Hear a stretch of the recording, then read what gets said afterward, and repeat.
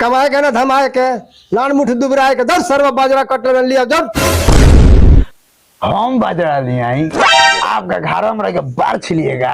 ए सारे बानर तोरा ऐसा लड़का लाखों कमाता अब ते घर में रह के बाहर छिलता रे बाजरवा तो हम ही टेलो कि तू टेला बे।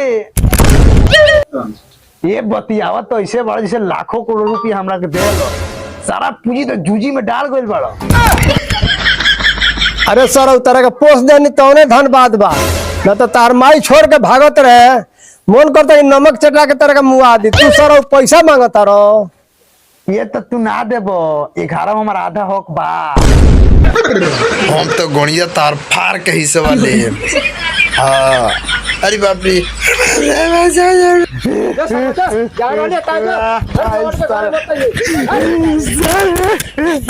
खाली तोर सही बू पिचाप के मुंह है बू। पहले देखी पहले हमारा गोड़ बहुत दुखला था, पहले दाब दियो बाद से कौन काम होई। रुको रुको रुको हिजा लगावा लगावा लगावा लगावा आवो एकरा बहुत बहुत भोजपुर है। ए के बा कौन है सारा दुआरा पे कुत्ता जैसा चिल्लाता? अरे हम है पेलू। अल्लाह इस सरवा जैसे मौसम बदल का जाने जाई ना देखी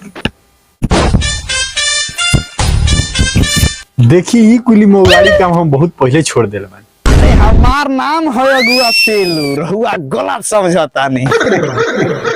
अच्छा अगुआ बानी बैठी बैठी कोई का मतलब बात समझे नो बड़ा लाजवाब बाड़ी। ए भोसड़ी भाग अरे महाराज जोन करे अलवेनी रिश्ता तोन करी ना बैठेगा बैठेगा बैठू बैठू महाराज रघु बैठू।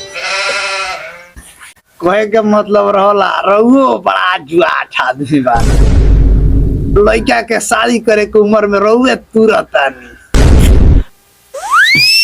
का करम पेलू अगुआ जी, कबो कबो हमरो मौसम बन जाला। छोड़ी मौसम समसम उम्र के तो लिहाज नहीं है।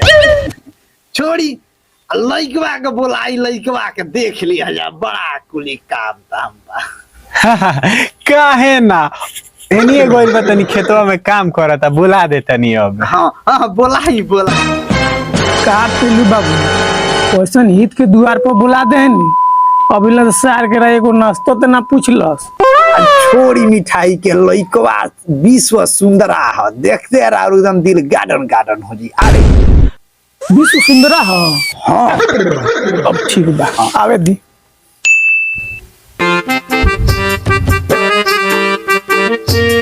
इकट्ठे हुए छुके प्रणाम करते नहीं। का महाराज का पेलू बाबू लइकवा तो बड़ा करियर ब्लू आठ बा, लइकिया पर टिकी दानो देही देख लेबे क्या। अच्छा ठीक बात देखी रे।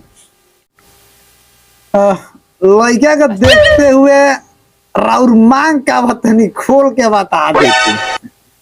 देखिए हमारा मांग कुछ नहीं है। ओ माय गॉड लड़का तो संस्कार है जी, बहुत संस्कार वाले अल्लाह संस्कार। देखी अगर हुआ गाड़ी देता नहीं तो घूमी के और बेटी हमारा का खाली उनचाला से मतलब बा। अगर हुआ खुश हो के कूलर देता नहीं ठंडा ठंडा हवा के खाई और बेटी हमारा का हमारा खाली उनचाला से मतलब बा। कहना क्या चाहते हो? मान ली रो पलंग देते नहीं महंगा वाला रोक के गादा वाला वो सूती के और बेटी हमारा का। लड़का बड़ा डोला बा।